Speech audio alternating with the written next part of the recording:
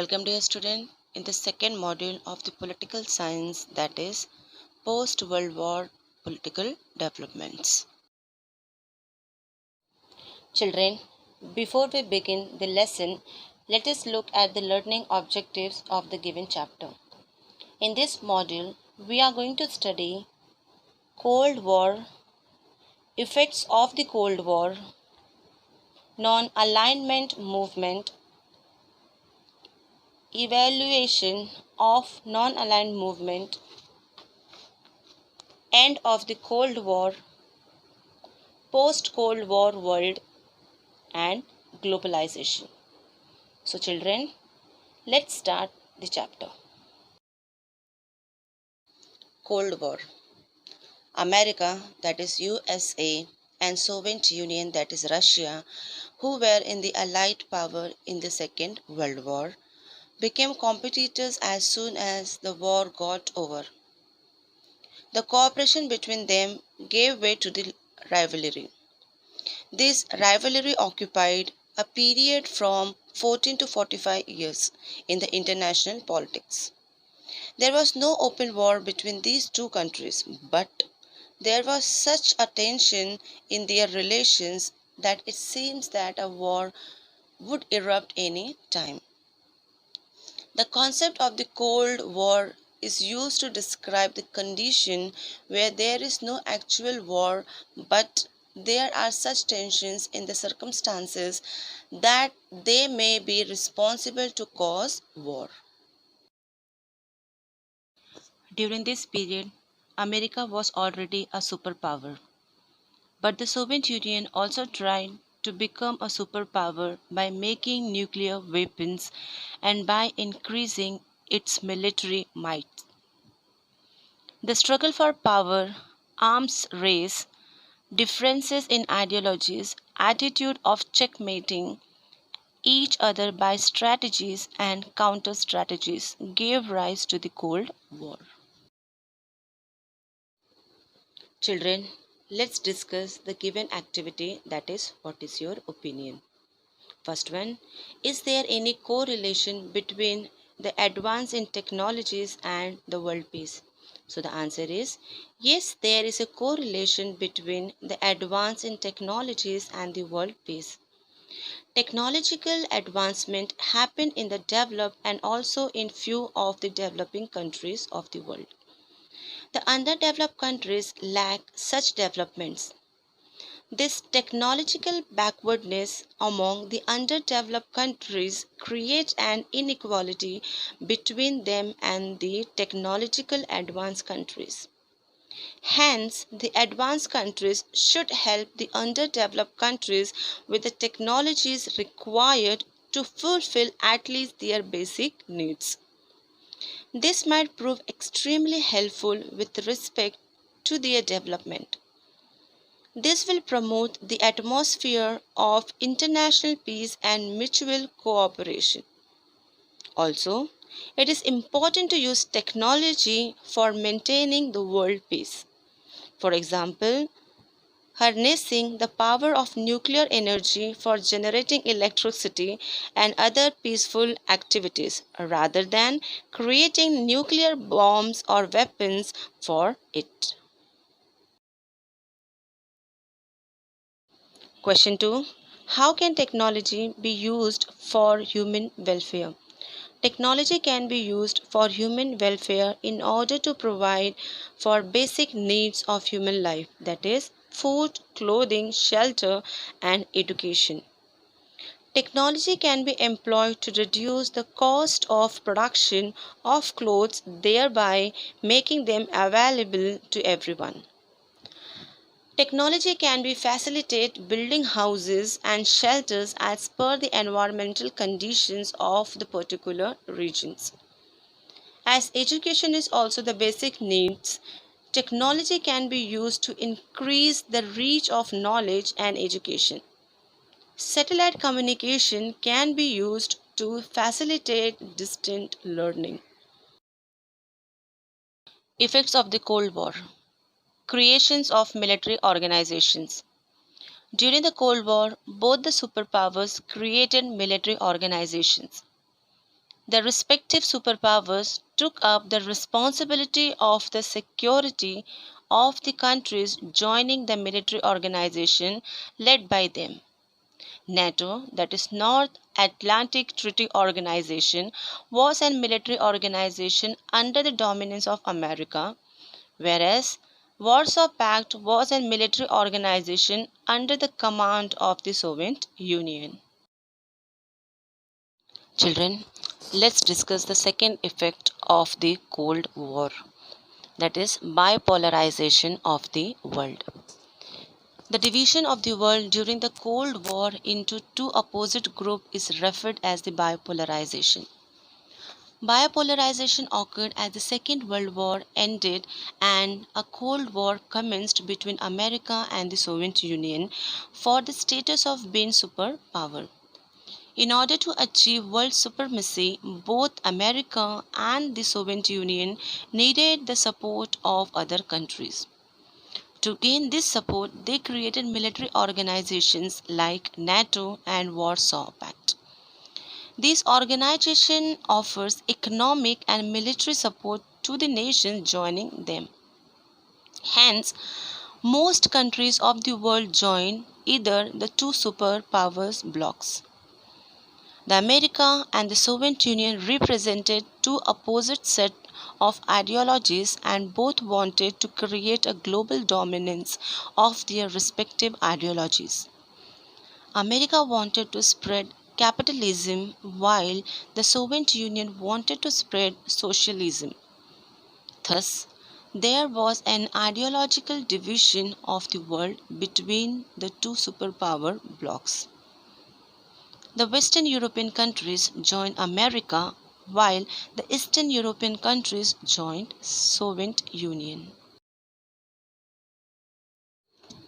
Do you know the Communist Revolution took place in 1917 in Russia and the Soviet Union came into being. In short while the Soviet Union came up as a superpower in international politics, but there was extreme difference between America and the Soviet Union. For example, the USA, that is America, was a democratic state advocating capitalism while the Soviet Union advocates socialism. Both the superpower wanted to expand their own dominance in the world. America wanted to spread capitalism while Soviet Union wanted to spread socialism. Both countries started making efforts to pull smaller countries into their respective blocs in order to increase their hegemony. As a result, Europe was ideologically divided. West European countries joined the bloc led by America, while the East European countries joined the bloc led by Soviet Union. These superpowers espoused the policy of extending military and economic help to the countries in their respective blocs. Children, let's see the third effect of the Cold War, that is arms race. The superpowers started producing arms on a large scale to outsmart each other. They started a rivalry to make more and more destructive weapons and to acquire the technology required for the same. But soon, both the superpowers realized that the arms race may endanger international peace. Hence, efforts towards arms control and disarmament also happened during this period. Children, let's come to the next effect of the Cold War, that is creation of the regional organization. Developing nations created regional organization at the regional level in order to ensure mutual cooperation in the context of the superpower rivalry. They felt that economic development was more important. European countries came together and formed the European Economic Community, while the Southeast Asian countries like Singapore, Thailand, Malaysia, Indonesia, Philippines, etc., established the Association of Southeast Asian Nations, that is ASEAN. Children, let us see what is non-alignment. In the period of Cold War, while the world was becoming bipolar. Now, what is the word bipolar? Bipolar means the world is divided into two poles. There were some countries which did not want to join the superpower rivalry. Such nations decided to stay out of the Cold War rivalry. Their policy is known as non alignment. Non alignment was an important movement during the Cold War. Children, let's continue with the non alignment movement. The Asian and the African countries, which became independent after the colonial rule, supported the idea of non alignment. This movement started from 1961 under the leadership of Indian Prime Minister Pandit Jawaharlal Nehru, President of Yugoslavia Marshal Tito, President of Egypt, that is Gamal Abdel Nasser, President of Indonesia, that is Dr. Sukarno, and Prime Minister of Ghana, that is Dr. Kwame Nkrumah. Children, let us discuss the evaluation of the non-aligned movement. The non-aligned movement has opposed colonialism, imperialism, and racism.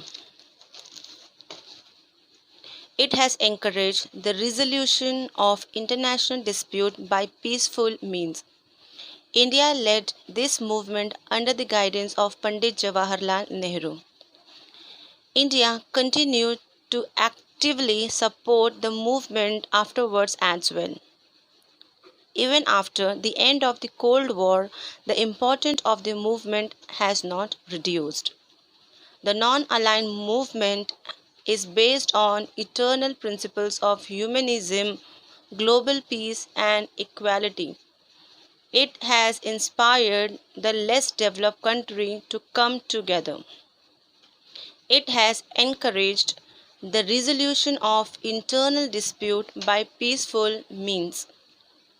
While taking a firm stand on disarmament, fostering human rights, the non-aligned movement put forth the problems of poor, undeveloped countries firmly.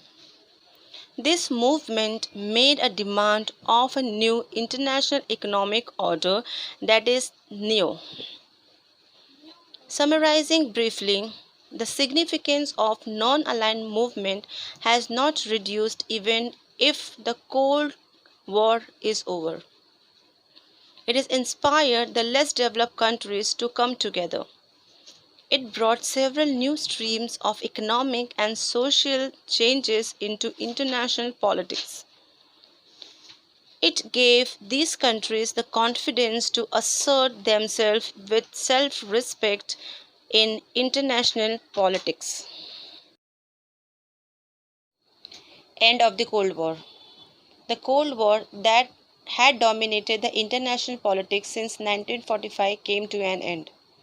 It was an important event that happened towards the end of the last century. There were many reasons for the end of the Cold War, such as the Soviet Union adopted the policy of opening up the economy. The state loosened up its control of the economy. The president of Soviet Union, Mikhail Gorbachev, implemented the policy of perestroika and glasnost. Due to these policies, the control over the media reduced. Important changes took place in the political and economic spheres. That is, the spheres were restructured. This gave impetus to democracy. As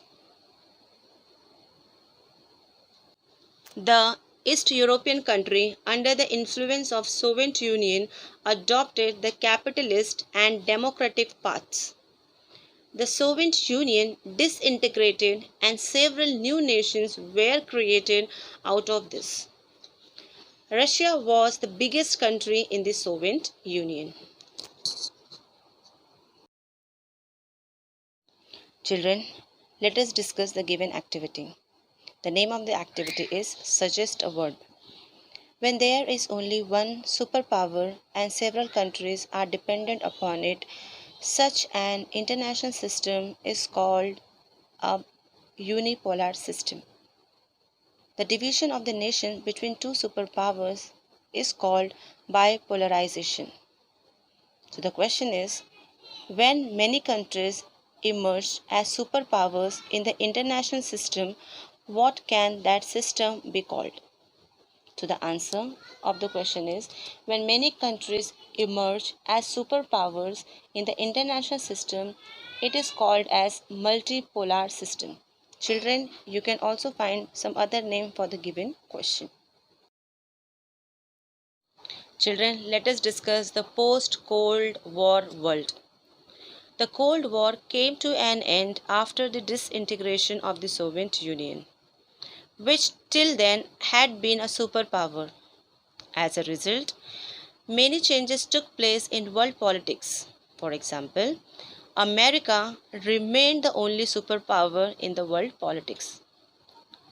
A conducive atmosphere prevailed from the growth in trade and economic relations between and among the nations. Capitals, labor, market, and information circulated throughout the world. Ideas spread freely as well, as all nations of the world decided to give priority to the trade relation. The ideas of giving aids to the other nations fell behind. Instead, efforts began to be made to establish economic relations. The description of a country which was opposed to another has now changed from enemy nation to the rival nations. The responsibility of the United Nations has increased. The United Nations now had to make more concrete steps to maintain global peace and security. Environmental protection, fostering of human rights, gender equality, and management of natural calamities now acquired a global dimension. Children, let us understand what is globalization. After the end of the Cold War, trade and economic relations between countries became more open. As been mentioned before, capital, labor, market, and information began circulating globally. The give and take of ideas among people all over the world grew. Due to the revolution in information technology, different events and developments began to be known everywhere. The boundaries between nations did not remain sacrosanct as they were before. All these processes are together called globalization. Just as globalization has brought us benefits, it also caused losses. For example, as the economies of different countries got linked with each other, trade increased, economic unification grew, plenty of products became available in the markets. But at the same time, the gap between the poor and the rich nations did not reduce. So children, in this chapter, we studied the global developments from 1945 onwards. We understood the world in the Cold War period, the arms race, and the effort of disarmament. We also learned about the meaning of globalization. In the next chapter, we shall study Indian foreign policy. Children, I hope that this video help you all to understand the lesson better. Children, kindly read the textbook thoroughly and write down the effects of the Cold War. We will meet again in the next video. Till then, take care of yourself and enjoy.